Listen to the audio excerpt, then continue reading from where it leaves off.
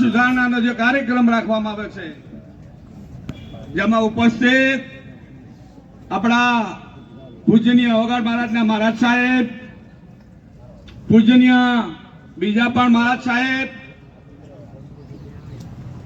સામે બેઠેલા મારા વડીલ મોરમીઓ અને યુવાન બંધુ, સૌ પ્રથમ તો વડાની ધરાને અને વડાની પ્રજાને ખૂબ ખૂબ અભિનંદન આપું છું, લાખ લાખ અભિનંદન આપું છું અને વંદન કરું છું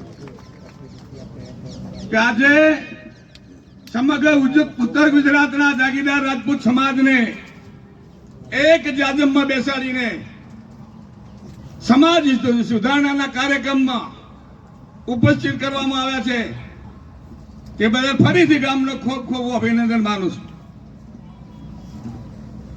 આજના દિવસે વધુ બોલવાની ટાઈમ નથી, 2 મિનિટ જ મને આપી છે. તો સૌ પ્રથમ જે આજે વાડા મુકામે બંધારણ થયું છે એ બંધારણને આપણે સમગ્ર 2 હાથ ઊંચા કરીને અમને ટેકો આપીએ છીએ. સમગ્ર બનાસકાંઠા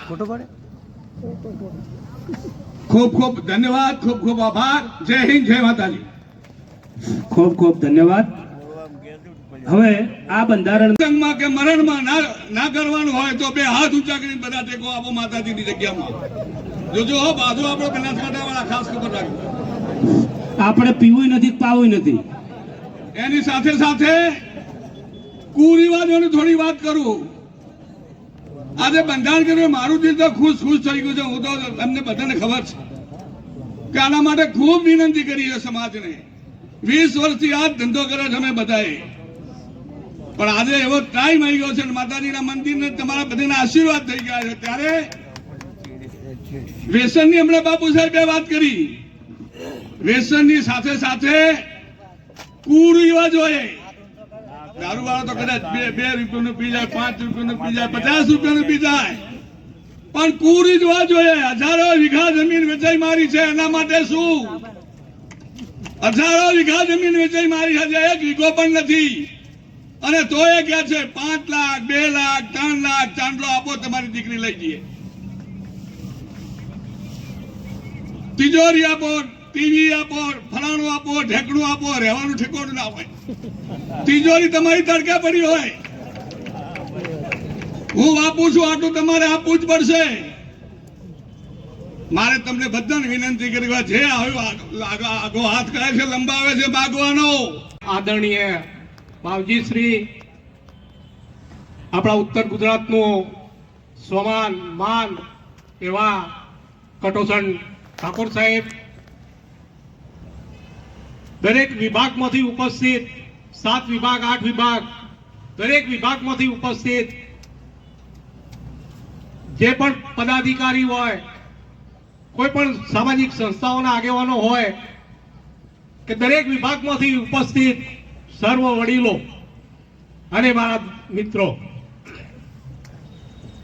પહેલા તો કોંગ્રેસ વિભાગ દ્વારા ત્યાં મસ્ત સમાજ સુધારણા અને શિક્ષણની વાત કરવા માટે જે આજની મીટિંગ મળી છે, એ માટે કોંગ્રેસ વિભાગ અને વડા ગામના સર્વ વડીલોને હું પહેલા તો અભિનંદન આપું છું.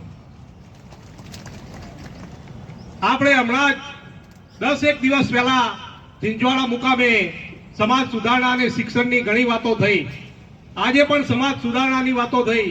એ વખતે થોડા નિયમો અલગ હતા, આજે પણ થોડા નિયમો બનાવ્યા. તો વડીલો, આપ સર્વને સમાજ એક છે, તો દરેક આજે પણ આપણે નક્કી કરી દઈએ કે આખા સમાજના એક જ નિયમ હોવા જોઈએ. એ દિવસે થોડા ડિફરન્ટ હતા નિયમોમાં, આજે પણ થોડા અલગ. તો આજે આપણે એની ચર્ચા કરી અને જે આપણા આખા સમાજના જે નિયમો બને એને આપણે સહર્ષ સ્વીકારી લેવાના જ. ગઢવાડા વતી તો અમે આજથી 5 વર્ષ પહેલા ગઢવાડા અને આ કોંગ્રેસ વિભાગે જ આ નિયમોનો સ્વીકારી લીધેલા. તો આપ સર્વ વિભાગમાંથી ઉપસ્થિત સર્વ વડીલોને, સર્વ આગેવાનોને નમ્ર વિનંતી કરું છું, જે આ સમાજની જે આજે યજ્ઞની આ જે જ્યોત પ્રજ્વલિત થઈ છે એને બુઝાવવા નથી દેવાની. જો સમાજ આજે આ વાત નહીં સ્વીકારે તો ભવિષ્યમાં આ સમાજનો હાથ પકડવા વાળું કોઈ નહીં હોય. તો હું આજે વાત કરું છું, આ પ્લેટફોર્મ ઉપરથી વાત કરું છું કે આપણા 7 વિભાગ 8 વિભાગ દરેક વિભાગ વાઇઝ જીંજવાડામાં દેકાવાડામાં જે મીટિંગ થઈ ગઈ, ફરીથી આજે કોકરેજ વિભાગમાં મીટિંગ છે. હવે જે આપણા વિભાગો બાકી હોય કે દરેકે મીટિંગ બોલાવી અને આ નિયમો સહર્ષ આપણે સ્વીકારી લેવા પડશે. એક વિભાગ ના સ્વીકારે, 2 વિભાગ ના સ્વીકારે, કદાચ સાબરકાંઠામાંથી કોઈ નહીં હોય, મામલતદાર સાહેબ એકલા જ છે લીખીથી, તો જે પણ વિભાગમાંથી ના ઉપસ્થિત હોય તો સમાજના એક જીંજવાડામાં પણ કહેલું કે આપણે એક આખી સમાજની એક કારોબારી બનાવી અને એને અધ્યક્ષ તરીકે ઠાકોર સાહેબ કે ઉદુબા ગમે તેને આપણે બેસાડી, જે પણ વિભાગમાંથી કોઈ પણ ઉપસ્થિત ના હોય તો એ વિભાગમાં જઈ આપણે એમને સામેલ કરવા પડશે. કોઈ પણ એક વિભાગ કે 2 વિભાગ જો આ નિયમો ના સ્વીકારે અને બાકી ના સ્વીકારે એનો કોઈ અર્થ નથી.